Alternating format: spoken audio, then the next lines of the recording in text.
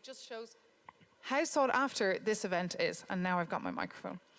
Welcome back to the main stage, to the Gold Hall here at the first day of the R&I event Days 2025. I'm thrilled to see you all here in the room. Apologies for the delays getting into the building today. It's such a sought-after event. As I said earlier, more than 3,000 people are in the room. But you've made it into the room. You're still with us. Thank you so much for being here. This is, of course, the last session of the first day of the R&I Days. And, as you could see a little bit earlier today, AI is on everyone's mind, and research is no exception. Recently, at an event here in Brussels, in the Beaux-Arts, organised by the European Research Council, we heard from Nobel Peace Laureates and also the CEO of Google's DeepMind, giving us a taste of the possibilities and the sheer speed that AI can bring to scientific research. And on that point, the Commission is also soon coming out with its very own AI strategy, and that is what this final panel is all about.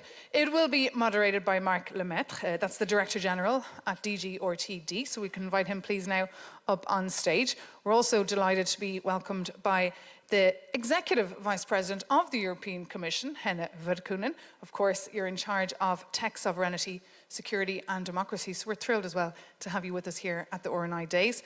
And last but not least, we have Sabine Klauk, for an industry perspective, the head of digital design manufacturing at Airbus. So please put your hands together for this stellar panel that, as I said, will be moderated by Marc Lemaitre.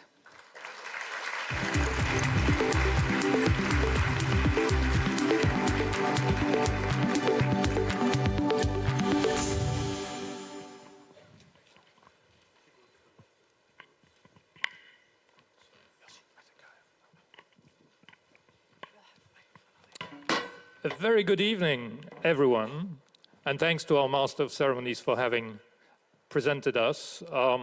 Good evening. This is the last session of today, and I think it is very appropriate because it's not the least of sessions that we have chosen AI-powered research, a competitiveness opportunity for Europe to close this first day of the R&I Days. In fact, this morning in the one-year event of the Draghi report, President von der Leyen coined AI as the mission of the decade. AI is fundamentally transforming how we conduct research, from helping scientists decode the brain to accelerating drug discovery and material science to revolutionizing climate modeling and even decoding archaeological inscriptions. Beyond specific breakthroughs like new antibiotics, AI is creating entirely new paradigms for scientific inquiry, automating hypothesis generation, enabling real-time analysis of massive data sets, and allowing researchers to explore previously impossible questions across disciplines. For Europe, this represents both an opportunity to make a leap in research competitiveness and a critical imperative. It is against this background that the European Commission is preparing the adoption of the Apply AI strategy, and specifically also of the AI in Science strategy. To discuss how AI can drive scientific breakthroughs, improve Europe's competitiveness, and increase its strategic autonomy, we are joined tonight indeed by Henna Virkkunen, Executive Vice President of the European Commission for Tech Sovereignty, Security and Democracy. Welcome to you, Ms. Virkkunen. And also by Sabine Klauk, Head of Digital Design Manufacturing and Services, Next Gen at Airbus.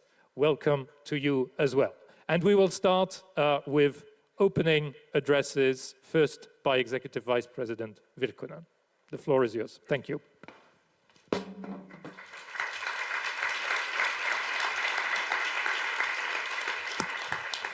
Thank you very much. Good afternoon, ladies and gentlemen. It's a great pleasure to be here tonight with you and address you today at the 2025 European Research and Innovation Days. We stand today at a very pivotal moment for Europe. Around the globe, the race for technological leadership is intensifying. And in this global context, Europe has a unique and also very competitive advantages. Advantages that we must take and make work for Europe. We have an extraordinary wealth of talent. Our universities and our research institutions are among the best in the world. They produce brilliant minds that push the boundaries of science and technology. And let us not forget the vibrant ecosystem of European innovation. Across our member states, startups are thriving. In AI alone, Europe is home to 7,000 innovative startups. So we have great basis for innovations when we speak about AI. Great research and science, and also very vibrant scale-up, startup scale. And while we celebrate these strengths, we must also confront an urgent reality. Global AI development has accelerated beyond a competitive race. It has become a question of national and European sovereignty. This is why we launched in April the AI Continent Action Plan. With the 5 main pillars, we put in place an environment for AI that ensures that we have necessary infrastructure in place, that encourages more experimentation, fosters also our collaboration, provides also the resources for our AI companies to thrive, and supports the uptake of AI across Europe's strategic sectors. In short, it's about making sure that our startups, public institutions, and our scientists have what they need to grow, compete, and lead in AI. First, we need to equip Europe with the necessary infrastructure it needs to develop its position as a global player. Our first response is the AI factories, bringing together the essential resources: computing, data, and human capital.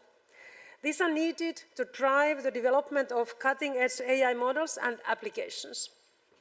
The AI Factories initiative is already very successful in gathering 13 sites across 17 member states and 2 Euro HPC participating states together.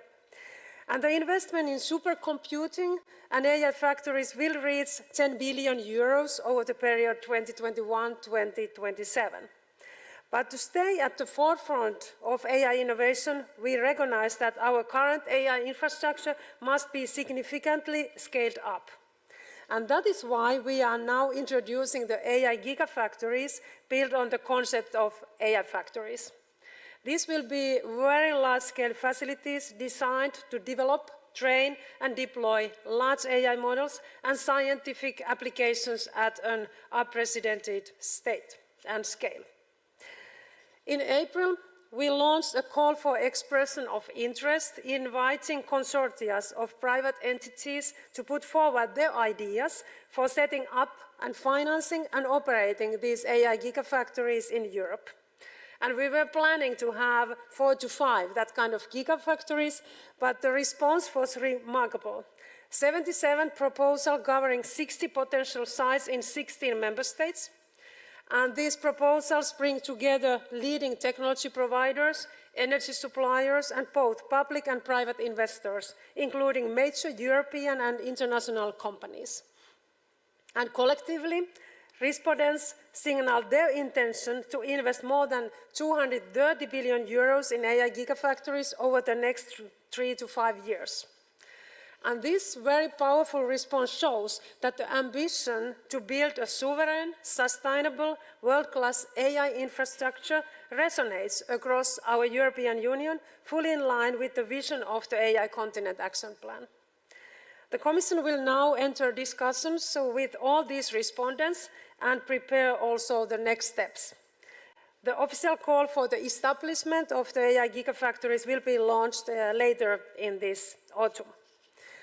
A critical element of this effort will be the Invest AI facility, with its 20 billion investment target to ensure Europe builds the robust AI infrastructure it needs.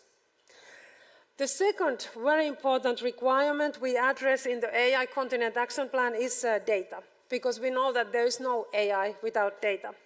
And Europe must ensure seamless access to high-quality data sets. And we are working on to set up the data labs in our AI factories. They will gather and federate data from different AI factories covering the same sectors to make data available to AI developers and researchers. The European Commission will also launch a dedicated data union strategy end of October to better align our data policies with the needs of businesses, the public sector and society, while also fostering a trustworthy environment for data sharing. The third pillar in our AI Continent Action Plan is about increasing AI adoption across our key sectors. This is a key to our competitiveness. To support this, the Commission will present in October the Apply AI and the AI in Science strategies. Together, they will drive both the development and the uptake of AI across Europe. The Apply AI strategy will help industries and the public sector understand what AI can do, where it delivers results, and what to do to apply it effectively to bring competitive advantage. It will focus on the sectors where Europe can gain the most value and global competitiveness while removing concrete barriers to adoption. Our research and innovation approach aims at driving the development of advanced models as well as generative AI solutions and AI agents in strategic sectors. With funding from Horizon Europe and the Digital Europe programme reaching nearly €700 million until the next multi-annual financial framework, we are committed to advancing AI technologies. The AI in Science strategy will strengthen our European excellence in AI-enabled research, giving our scientists the tools to accelerate discovery and achieve also breakthroughs. AI is transforming science. We must accelerate this transformation.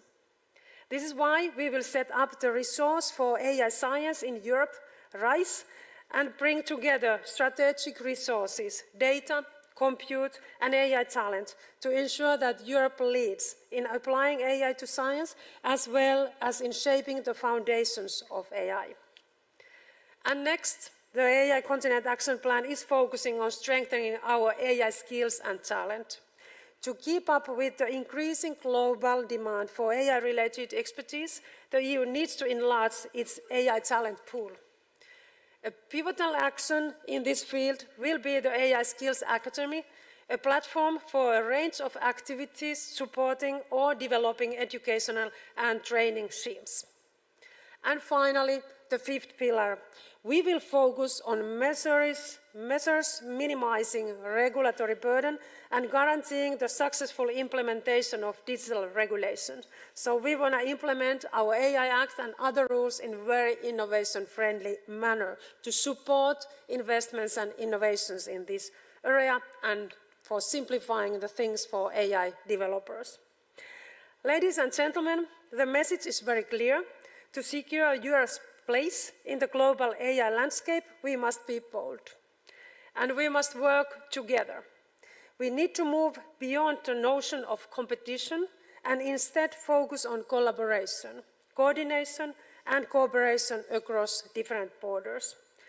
With these measures in place, Europe is not only accelerating AI adoption and fostering world-class research, but also poised to set a global standard for AI that is truly competitive, and above all, it's a human-centered, ethical, and also trustworthy.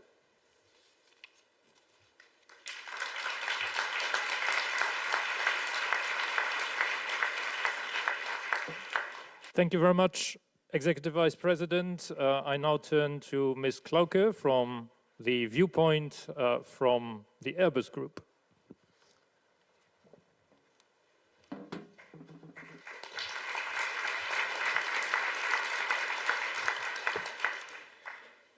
Thank you, Mark, and thank you, Hannah, for the words.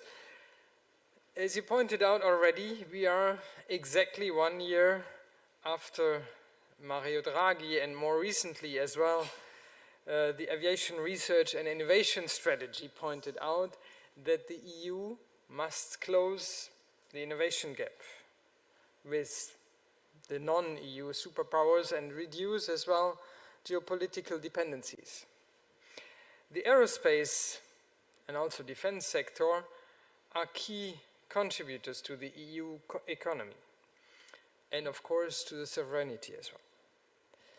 It's an innovation powerhouse and it's therefore strategic for addressing these issues. Europe's commercial aviation, let me just give you a little bit of context, supports 15 million jobs today, is the world's leadership in aviation, and is also over a 1 trillion contribution to the EU economy. The aerospace and defense sectors also makes then indispensable contribution to the sovereignty of the EU imperative. But we do face massive challenges. You know that in the years to come we massively need to redevelop and develop the defense and space capabilities, but we are also in what we call the fourth aviation revolution, the transformation to sustainable aviation. This is preparing the next decades of aerospace. So it's a real revolution, and innovation and digitalization are at the core of keeping this leadership of European aviation. And then if we think about digitalization, of course, AI is playing a crucial role. Our industry, on one hand, being fundamental to dual use, and we've heard that just in the session before, is leveraging civil advancements to drive military technology and vice versa. And as we heard again from Ursula von der Leyen this morning, but also in the State of the Union speech, a European AI is essential for future independence.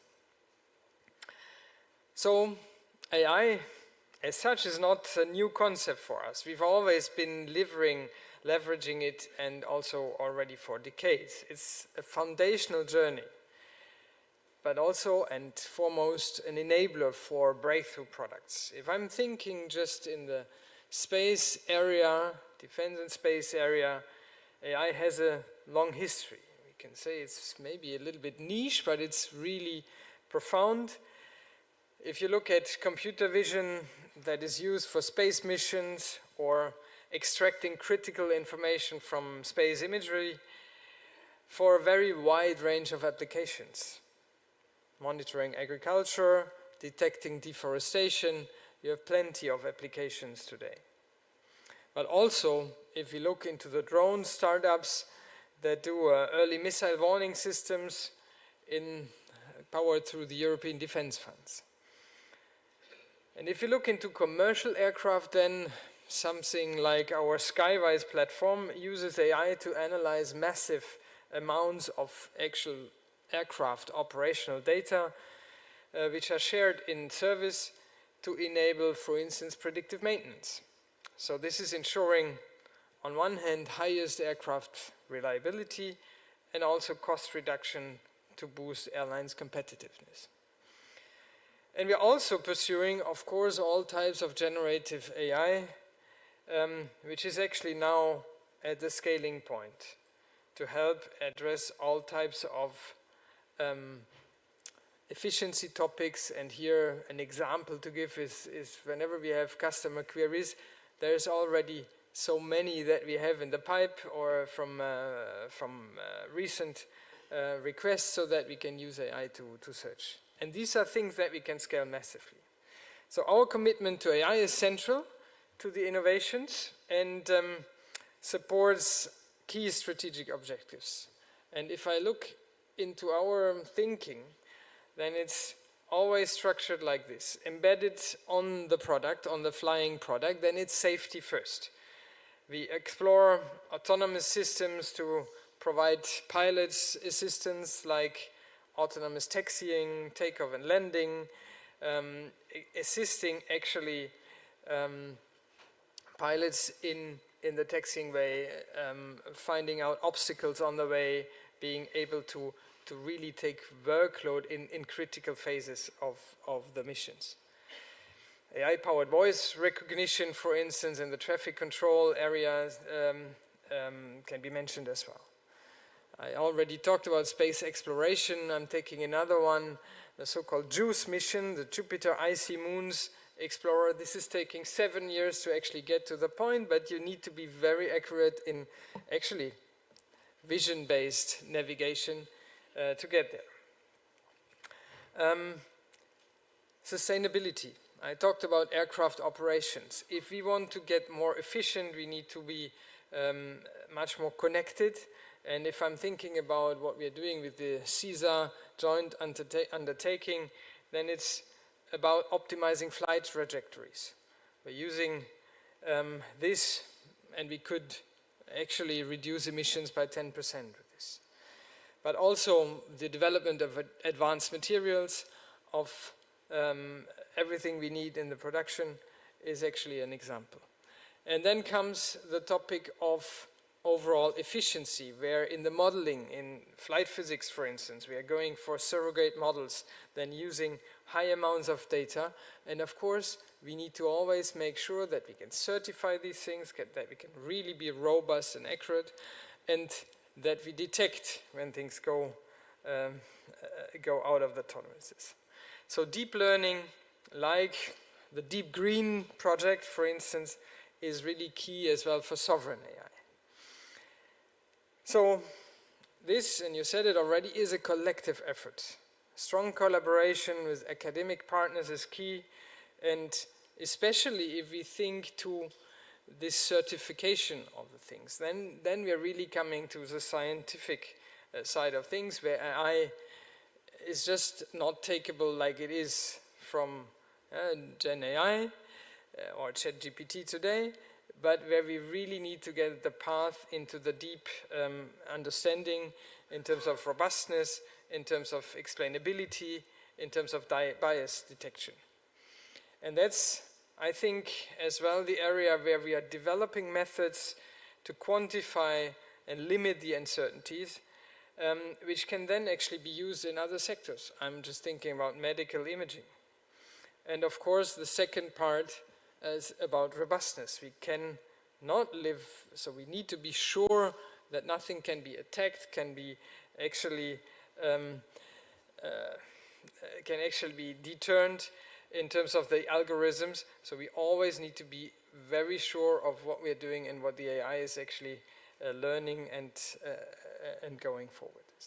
So using AI and pushing the limits of science and innovation in our very stringent sectors will always benefit as well other sectors. And this can go commercial to military use and the other way around. So maybe what can the EU do to help? And you have given some really good examples already. I think first of all, it is in this collaboration sector where large industry and industrial companies and startups between sectors need to actually exchange. And I think here we are very ready to contribute, but it needs a real dynamic. Simplification of regulation. The AI Act is a good first step. Now we need it simplified, clarified to support the innovation in the EU. Strategic sectors as a focus and projects to maximize impact. Increase investment, and here you have given good examples, AI factories, the gigafactories, but also research bodies like NET, which is part of the AI Excellence Centers in the AI Factory France, for instance, where we're actually really going forward into the trustworthy AI, and this is a good example of private and corporate budgeting. I think prioritization needs to be on sovereignty for sensitive usage, and the sufficient degree of EU independence and autonomy is crucial throughout the entire digital value chain, including the areas like cloud and chips. So it's really going through the whole value chain, because without clouds and without data, we cannot think about AI. And then at the end, we need to increase speed. We are in a race, and we need to speed up here and actually come back into the race. Thank you.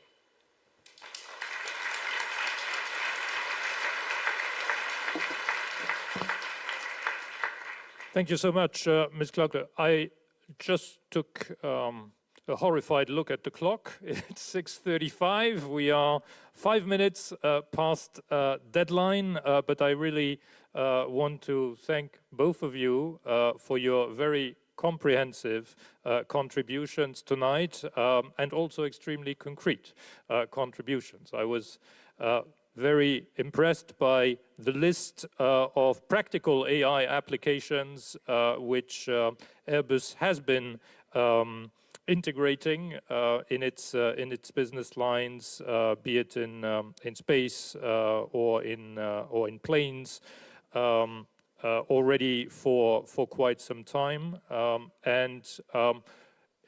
If you agree, I would not go on to moderate much beyond that, but suggest that we close the session quite efficiently. You mentioned, Sabine, what you expected or what you hoped from the European level, referring to collaboration, referring to some welcome strategic investments, which the Executive Vice President has elaborated upon.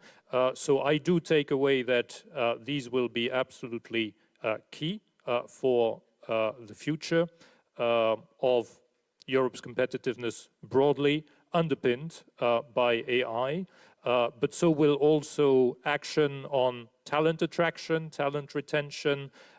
Executive Vice President, you mentioned the ambition there. Of course, the world-class infrastructure, regulatory clarity, you mentioned that, Sabine, that enables innovation, but that also holds up our values.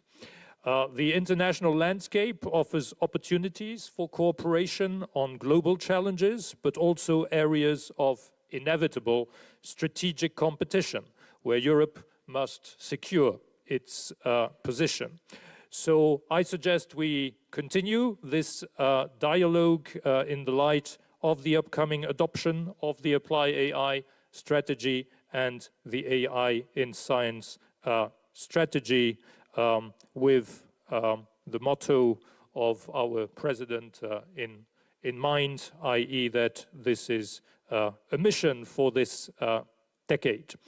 And one way also of continuing the dialogue will be to meet, possibly on the 3rd and 4th of November in Copenhagen, where with the help of the Danish presidency of the Council, there will be an AI in Science summit. Thank you all very much. Thank you, Executive Vice President. Thank you, Sabine, for joining us.